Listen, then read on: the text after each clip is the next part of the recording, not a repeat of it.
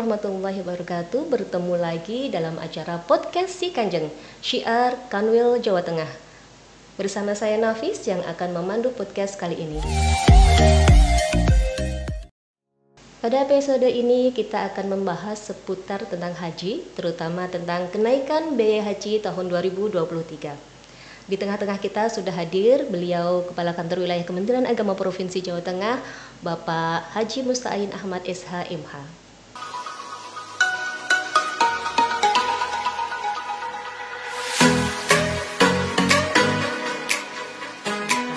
Assalamualaikum warahmatullahi wabarakatuh, Bapak. Assalamualaikum warahmatullahi wabarakatuh. Matur nuwun sudah datang dalam acara podcast kali ini. Sami-sami, sama-sama Mbak Nafis ya.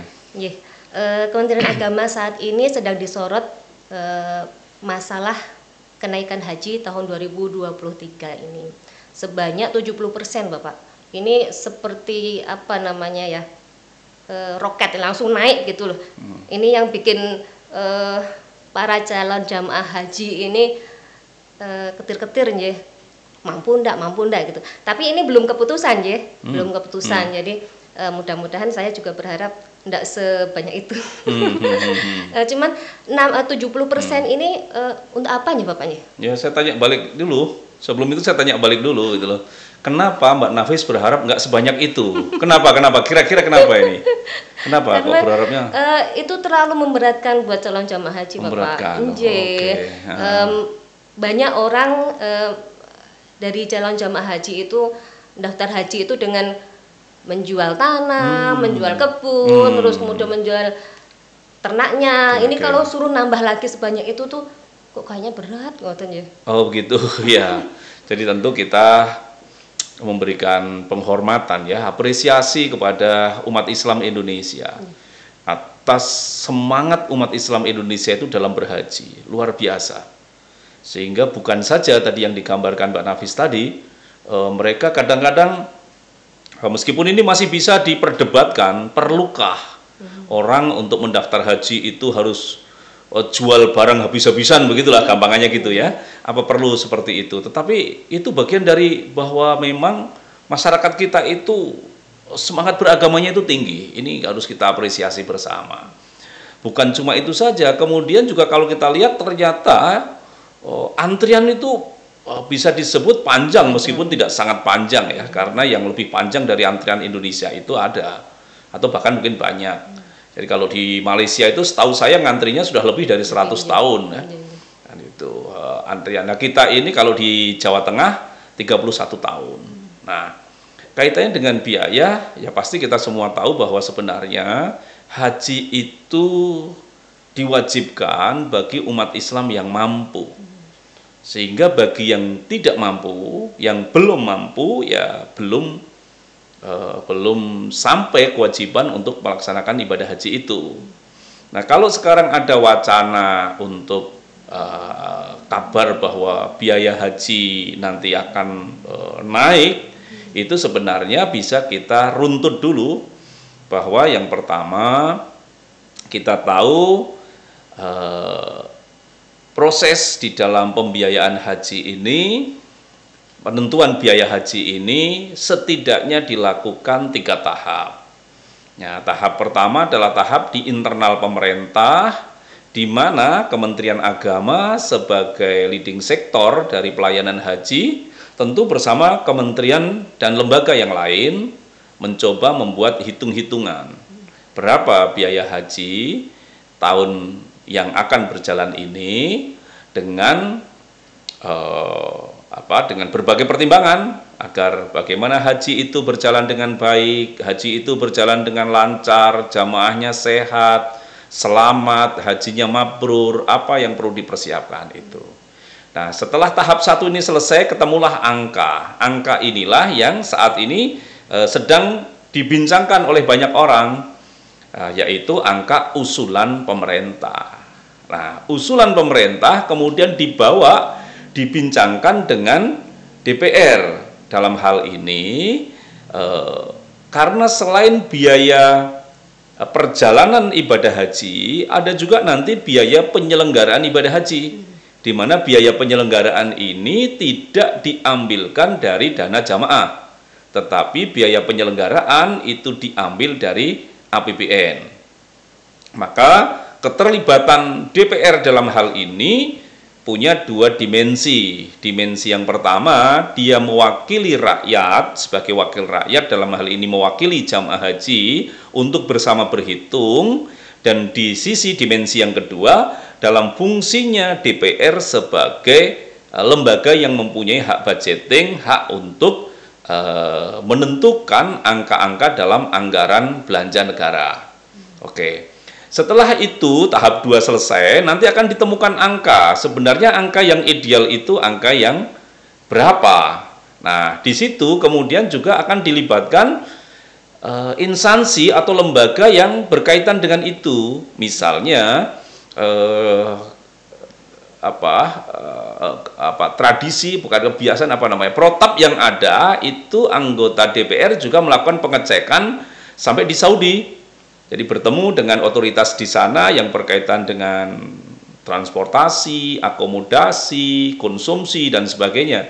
Begitu juga tentu yang tidak kalah penting di internal di dalam negeri itu melibatkan BPKH, Badan Pengelola Keuangan Haji, sebagai otoritas yang sekarang ini sedang mengelola atau diberikan mandat oleh undang-undang untuk mengelola dana haji.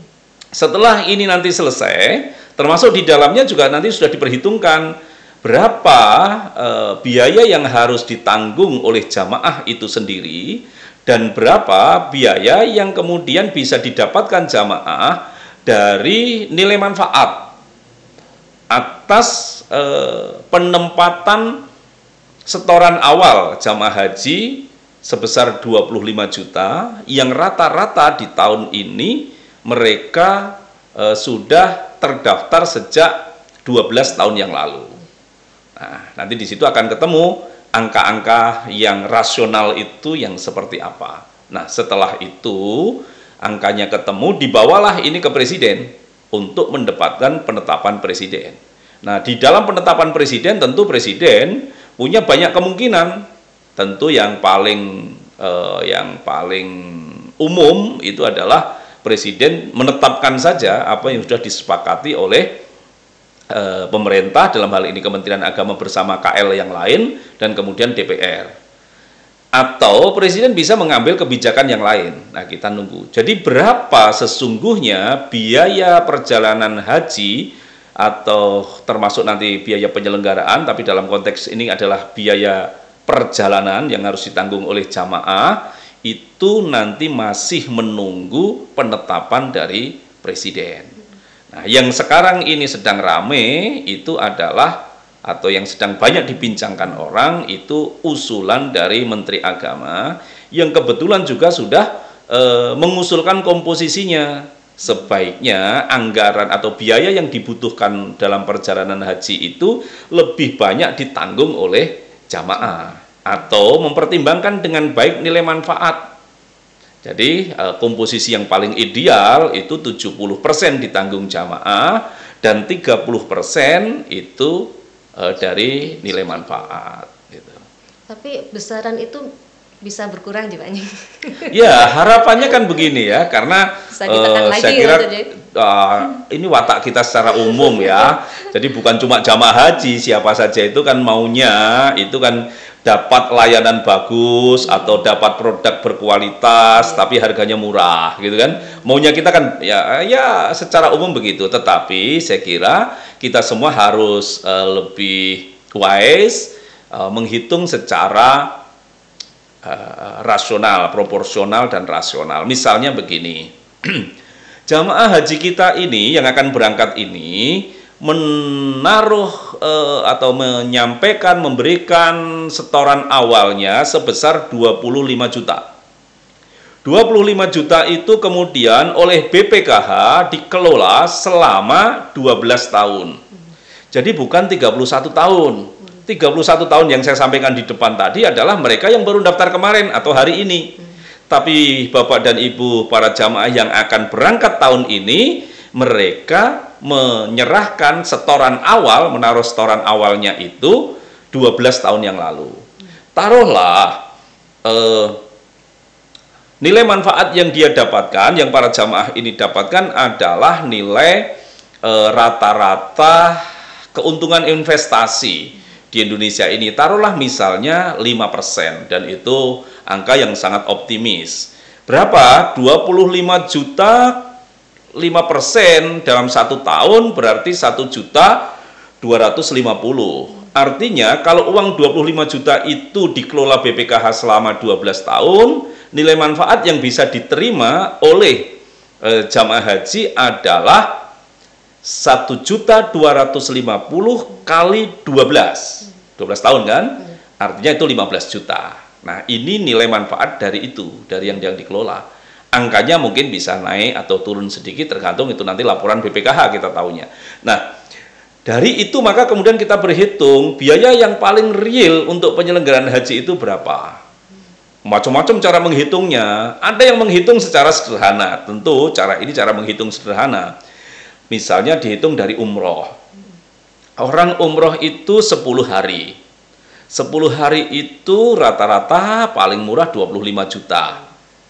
Haji itu 40 hari. Berarti 4 kali umroh. Nah, kalau 4 kali umroh berarti 25 kali 4, 100 ketemunya. Nah, usulan Menteri Agama kemarin nggak nyampe. Usulan Menteri Agama kemarin hanya 98,8. Nah, itu ya. Nah, kalau itu angkanya taruhlah 100, tadi sudah kita hitung. Nilai manfaat jamaah haji itu 15 juta. Taruhlah kemudian ada keuntungan-keuntungan yang lain, kita tambah untuk mudahkan nyebut saja. Itu menjadi 20 juta. Misalnya, berarti jamaah haji masih harus membayar untuk dirinya sendiri 80 juta. Kalau kita pakai standar 100 juta. Jadi kita menghitungnya dari situ. Jadi nilai manfaat ini agar digunakan, harapan kita semua itu digunakan dengan bijak, dengan proporsional. Kalau semua nilai manfaat digunakan, artinya yang digunakan bukan hanya nilai manfaat dari jamaah yang akan berangkat, tapi juga nilai manfaat dari dana jamaah yang masih ngantri lama, yang masih akan berangkat 20-30 tahun yang akan datang. Ya, kalau ini tidak bijak, kita tidak proporsional, tidak rasional, bisa jadi kan nilai manfaat itu sudah tersedot di awal, sementara nanti akan ada kesulitan, ada persoalan di tahun-tahun, di 5-10 tahun yang akan datang. Nah, ini yang tidak kita inginkan. Maka yang harus diperhatikan, yang harus dipikirkan, yang kepada siapa kita harus berpihak, ya dua-duanya.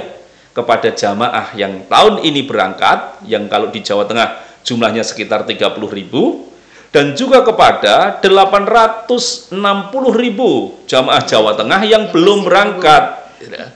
Jadi yang berangkat sekarang ya bisa berangkat dengan baik, yang masih ngantri sampai 30 tahun itu juga terjaga ketersediaan anggarannya pada tahun ketika yang bersangkutan akan berangkat.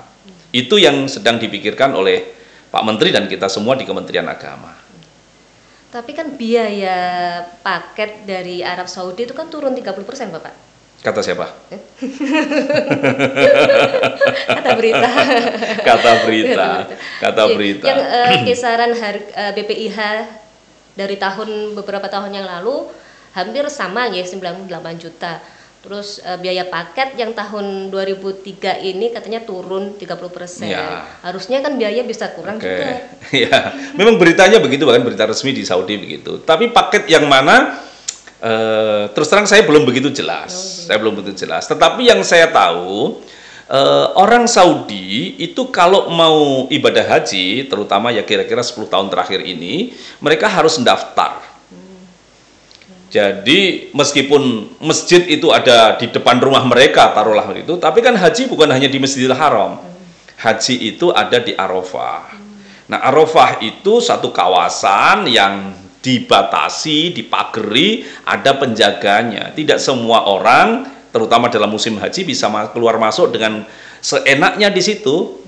Sehingga setahu saya, yang saya pahami, itu paket yang diturunkan itu adalah paket layanan yang ada di Arafah, Musdalifah, dan Mina.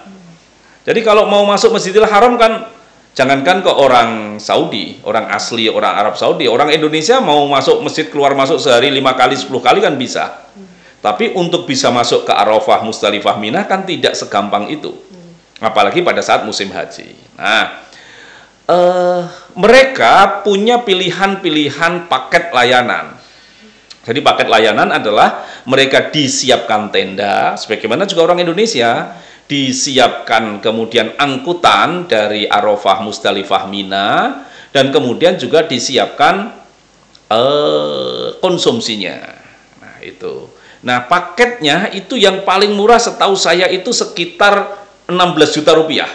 Jadi sekitar 4.000 real. Itu diturunkan 30% dari sebelumnya. Jadi untuk kita tahu, jamaah 2022 ini merasakan pelayanan yang kita sebut kalau bahasa Indonesia itu Armusna, Arafah, Musdalifah, dan Mina, itu di tahun 2019 itu sekitar 1.300 real. 20 nggak ada haji, 21 nggak ada haji, kemudian 22 itu angka itu ternyata naik drastis.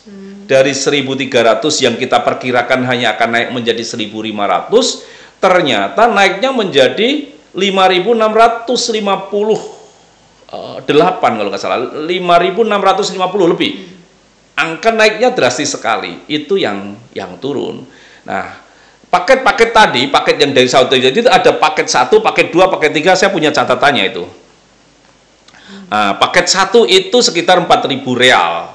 4.000 real yang sekarang ini. Itu orang Saudi, 16 juta. Paket 2 itu antara 8.000 sampai 8.500 real. Itu artinya antara sekitar 33 sampai 35 juta. Kemudian paket ketiga itu antara 10 sampai 10.000 sampai 11.000 real. Itu antara 43 sampai dengan 48 juta. Dan paket yang terbagus itu sekitar 13.000 real. Itu sekitar 53,5 juta. Itu untuk orang Saudi yang pelayanannya hanya di Arafah, Musdalifah, Mina. Ini yang saya pahami. Nah, jadi orang Saudi itu nggak disiapkan hotel di sana. Orang Saudi nggak disiapkan di luar Arafah, Musdalifah, Mina, nggak disiapkan perjalanan dari Madinah ke Mekah, nggak disiapkan bis sholawat yang kita sebut bis yang muter 5 waktu untuk sholat 5 waktu, nggak ada. Mereka juga tidak disiapkan konsumsi selama di luar Arafah, Musdalifah, Mina. Jadi ini yang perlu kita pahami bersama. Tetapi andai kata itu pun tidak tidak kita perhitungkan, sebenarnya kita bisa berhitung sendiri kok. Layanan itu terbuka, artinya berapa biaya yang harus dibayar oleh jamaah haji, itu nanti akan terbuka. Oh, tahun ini angka di Arafah, Musdalifah, kalau tahun kemarin itu 5.650 sekian real, tahun ini nanti berapa? Apakah benar diturunkan 30% atau 30% diturunkan hanya untuk orang Saudi?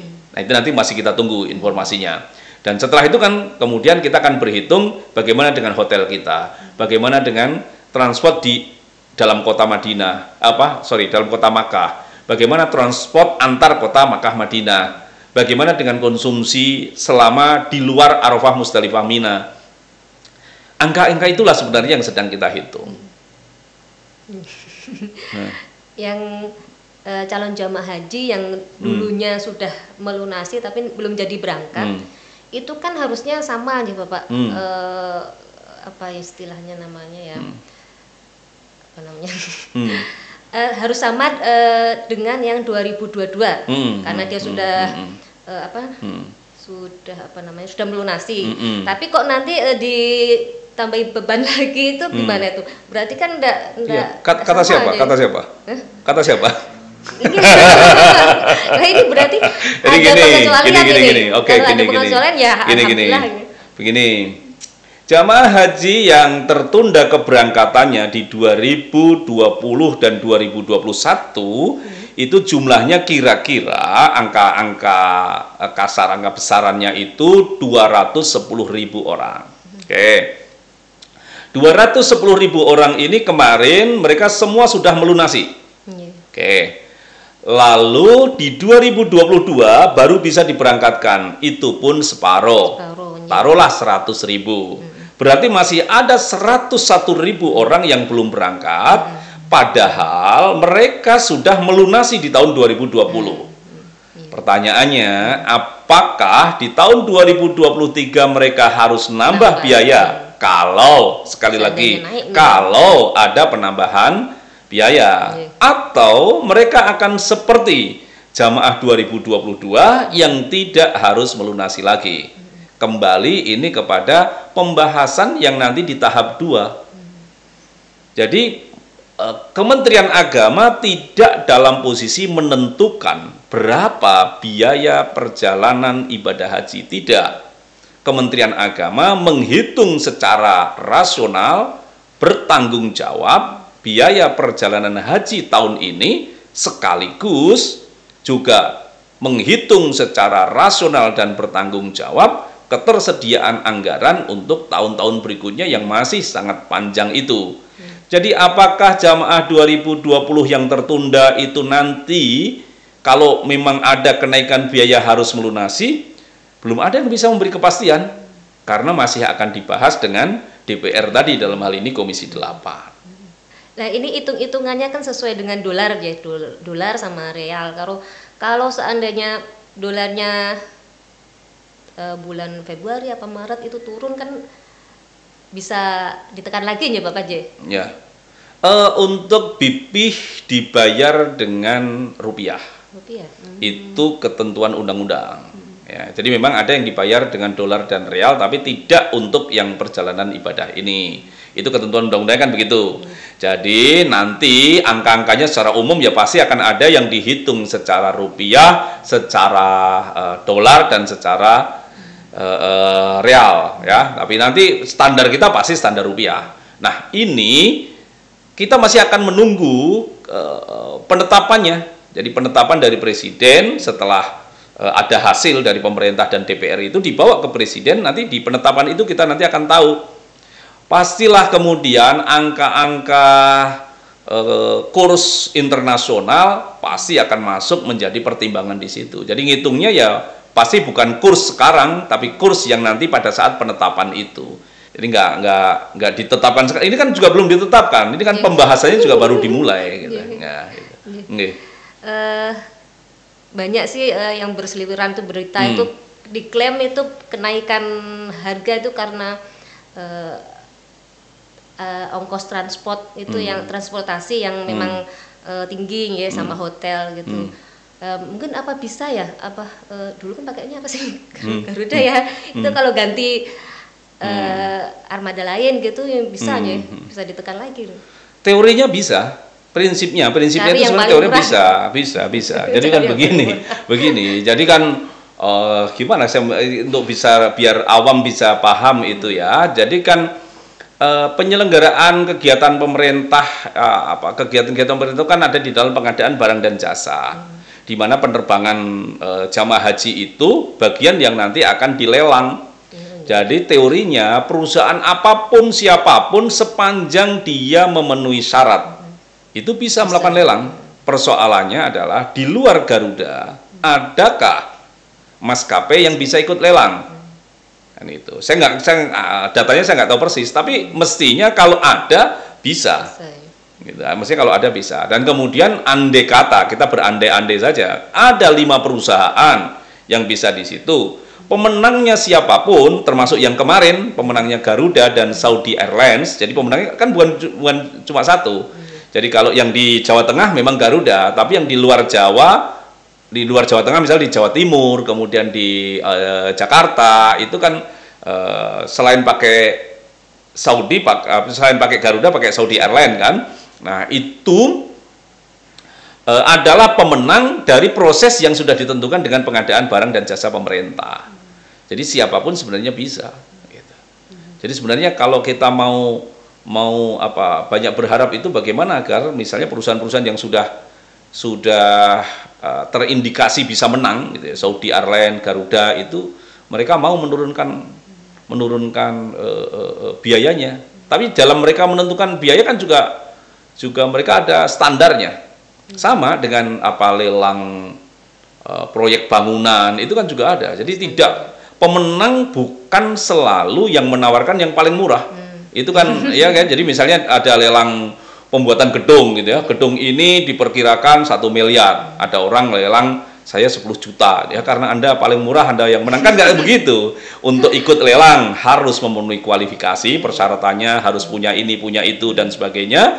Nanti angka lelangnya itu masuk akal apa tidak, nah baru kemudian ditentukan pemenangnya, dan bukan selalu yang terendah. Tapi kalau biaya bisa kita tekan, biaya kita bisa kita permurah, tentu kita semuanya, termasuk saya kira semua kementerian lembaga, kementerian agama pastilah akan sangat senang kalau kemudian biaya itu kemudian bisa kita lebih kita tekan lagi sehingga biayanya tidak terlalu tinggi. Ya Bapak, ini ada beberapa pertanyaan ini dari Instagram Kemenak Jateng.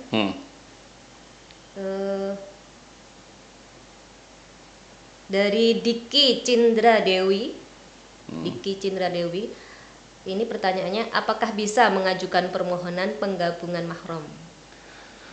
Sampai saat ini ketentuan penggabungan mahram dan juga sekaligus saya tambahin ketentuan pendamping lansia belum ditentukan. Nah, kapan itu nanti kita akan melihat kebijakannya Saudi. Kebijakan Saudi yang bisa kita baca saat ini adalah memperbolehkan jamaah umroh tanpa mahram. Nah, apakah ini nanti dalam Taklimatul Hajj, aturan-aturan perhajian yang akan dikeluarkan Saudi, nanti jamaah haji perempuan harus didampingi mahram atau tidak? Ini sangat ditentukan oleh ketentuan Taklimatul Hajj, aturan-aturan haji dari Saudi. Jadi begini, apa keuntungannya kalau ada pendamping mahram atau juga mungkin nanti pendamping lansia? Tentu mereka yang semestinya giliran berangkatnya itu masih lama, tapi karena ada mahramnya yang berangkat awal atau ada orang tua lansia yang berangkat awal, maka dia bisa ditarik. Ini keuntungan. Keuntungan bagi siapa? Keuntungan bagi yang punya mahram dan punya lansia.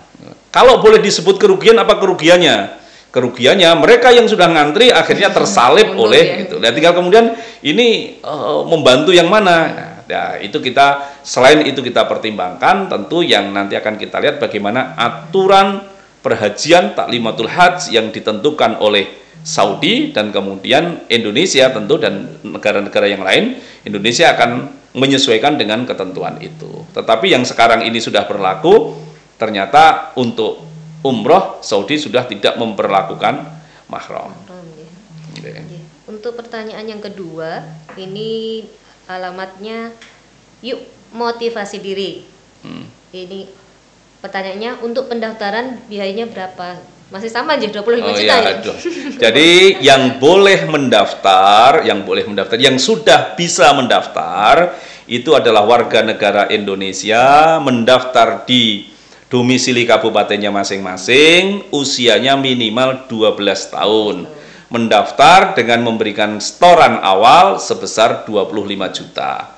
Sekali lagi, ini setoran awal, bukan tabungan haji, tapi setoran awal. Ya, jadi apa bedanya setoran dengan tabungan?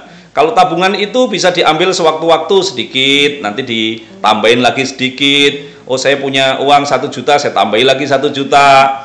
Atau kemudian, oh saya butuh 5 juta, saya ambil lagi 5. Bukan. Jadi kalau setoran awal ini, kalau mau diambil bisa, diambilnya 100%, nggak bisa diambil sebagian. Kalau mau ditambahi, bisa nanti pada tahun pelunasan. Jadi kalau berangkatnya masih 5 tahun lagi, ya nanti 5 tahun yang akan datang baru bisa ditambahi. Tapi sebelum 5 tahun, 25 juta ini nggak bisa ditambahi. Untuk pertanyaan yang ketiga, Bapak, dari Puji Astuti 780. Pertanyaannya, untuk biaya pemberangkatan jadinya berapa?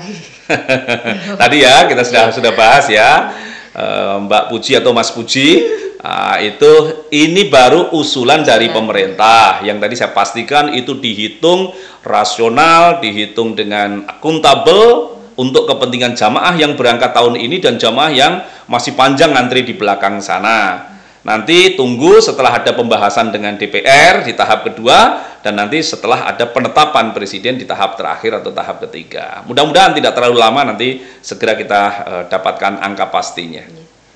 Untuk pertanyaan selanjutnya, Bapak, dari Zulfa Nda. Pertanyaannya, bisa nggak Min keberangkatan haji dimajukan? Keberangkatan haji dimajukan apa maksudnya ini ya? Berangkat bulan Ramadan atau apa gimana? Bisa nggak berangkat? Jadi begini. Jadi kita kalau yang dimaksud adalah antrian-antrian itu, apakah ada orang dengan antrian pada antrian itu dengan alasan tertentu dimajukan, itu sepanjang ini ketentuan yang ada tidak bisa, kecuali kalau memang sudah ditentukan secara regulasi. Misalnya tahun ini ada namanya afirmasi lansia di atas 65 tahun. Jadi yang dimaksud lansia itu di atas 65 tahun. Jadi nanti kita akan tahu, kita baru pembahasan, kita akan segera tahu, nanti akan ada lansia yang kemudian mendapatkan afirmasi sekian persen untuk bisa diberangkatkan tahun ini. Jadi itu nanti berdasar ketentuan, jadi berdasarkan aturan, tidak berdasarkan selera orang per orang. Nah, pemberangkatannya itu tidak berdasar hanya karena tuanya saja, tetapi juga karena antrian, nomor antriannya. Jadi misalnya begini, ada kakak beradik umurnya 80 dan 70 tahun. Adiknya mendaftar 5 tahun yang lalu, yang umur 70 tahun. Kakaknya mendaftar 2 tahun yang lalu. Gitu. Nah, kalau nanti akan ada afirmasi, siapa yang didahulukan berangkat? Bukan yang 80 tahun, karena yang 80 tahun baru terdaftar 2 tahun. Yang dia adalah yang di atas 65 tahun, dalam hal ini 70 tahun, kebetulan dia sudah 5 tahun terdaftar. Meskipun ini kakak beradik, nanti akan, loh ini adiknya sudah berangkat, kakaknya kok belum? Pasti kalau kita lihat, itu yang lebih muda, daftarnya lebih dahulu. Pertanyaan selanjutnya dari Siti Rohmaniah 23. Pertanyaannya, cara cek masuk kuota tahun berapa, gimana ya Min? Ini ada aplikasinya ya Bapak? Ya, jadi ada aplikasi antara lain di Haji Pintar ya. Jadi itu download dulu di Haji Pintar, kemudian di situ ada estimasi keberangkatan. Masuk di estimasi keberangkatan, kemudian cantumkan, masukkan di situ nomor porsi. Nah, nanti akan muncul estimasi. Estimasi itu perkiraan, bukan kepastian. Nah, pada hari ini, saat ini, sebelum jamaah ini berangkat, estimasinya masih menggunakan angka 50% per tahun. 50% dari normal per tahun. Jadi, kira-kira 100.000 orang per tahun. Jadi, hari ini kalau kita lihat, misalnya begini, kemarin di 2019, antrian saya 15 tahun. Tapi saya lihat hari ini kok malah jadi panjang sekali, sekarang menjadi 25 tahun. Nah, itu karena aplikasi masih menggunakan angka 100.000 per tahun. Tapi setelah ini nanti jamaah berangkat, nanti aplikasi akan menggunakan rumus 210.000 jamaah per tahun. Jadi insya Allah nanti antrian kembali bisa kita lihat secara normal, dan untuk Jawa Tengah antrian itu kira-kira 31 tahun. Pertanyaan selanjutnya dari Widang Greni. Apa ini? Widang Greni. Pertanyaannya, apa benar biaya pemberangkatan dinaikkan 20%? Ya tadi sudah kita bahas itu ya. Jadi bukan biaya pemberangkatan ya, ini biaya perjalanan ibadah haji. Jadi biaya perjalanan ibadah haji adalah biaya yang harus ditanggung sendiri oleh jamaah. Sementara kalau penyelenggaraannya, di situ ada layanan kesehatan, di situ ada layanan keamanan, di situ ada layanan administrasi, di situ ada layanan petugas, baik itu petugas kloter maupun petugas yang di luar kloter, itu tidak dibiayai dari uangnya jamaah haji, tapi dibiayai dari anggaran belanja negara, seperti penyelenggaraan atau pembiayaan kegiatan-kegiatan yang lain. Jadi itu bukan biaya pemberangkatan, tapi biaya perjalanan ibadah haji. Nah, tadi sudah kita bahas panjang lebar, sudah ada usulan dari Menteri Agama 98,8, cuma komposisinya nanti juga masih akan kita hitung, berapa diambilkan dari dana manfaat dan berapa yang masih harus ditanggung oleh jamaah itu sendiri. Mudah-mudahan lah tidak terlalu lama, akhir Februari mungkin itu sudah bisa kita dapatkan angka pastinya setelah ada pembahasan dengan Komisi 8 DPR dan penetapan dari Presiden. Iya, Pak. Ada pertanyaan selanjutnya dari Kasyifatun Aini. Pertanyaannya, terkait data nama calon jamaah dan biaya, kapan diinfokan? Ya, jadi ya mudah-mudahan segera ya. Kalau nanti sudah ditetapkan itu, maka nanti jamaah akan secara umum akan kita sampaikan bahwa jamaah yang akan kita berangkatkan nomor porsi terbesar adalah nomor porsi sekian. Berarti nomor porsi sekian ke bawah itu dia punya hak untuk melakukan pelunasan. Nanti akan diumumkan lagi pelunasan tahap pertama pada tanggal sekian sampai sekian. Nanti akan diumumkan. Jadi insya Allah segera jamaah yang bersangkutan akan segera tahu begitu dana haji itu ditetapkan. Ya, biasanya bulan apa itu Bapak? Biasanya sebelum Ramadan ya. Jadi sebelum Ramadan. Jadi ini sekarang kita sudah Rajab, Sa'ban ya. Nah, itu kira-kira gitu.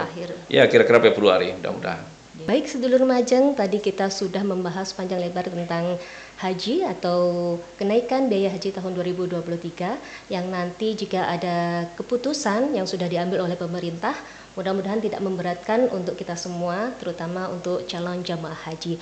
Mudah-mudahan Allah memudahkan para calon jamaah haji agar bisa menunaikan ibadah haji dan menjadi haji mabrur mabruroh. Terima kasih atas kerawuhannya Bapak podcast ini. Sama-sama nggih, matur nuwun. Assalamualaikum warahmatullahi wabarakatuh. Waalaikumsalam warahmatullahi wabarakatuh.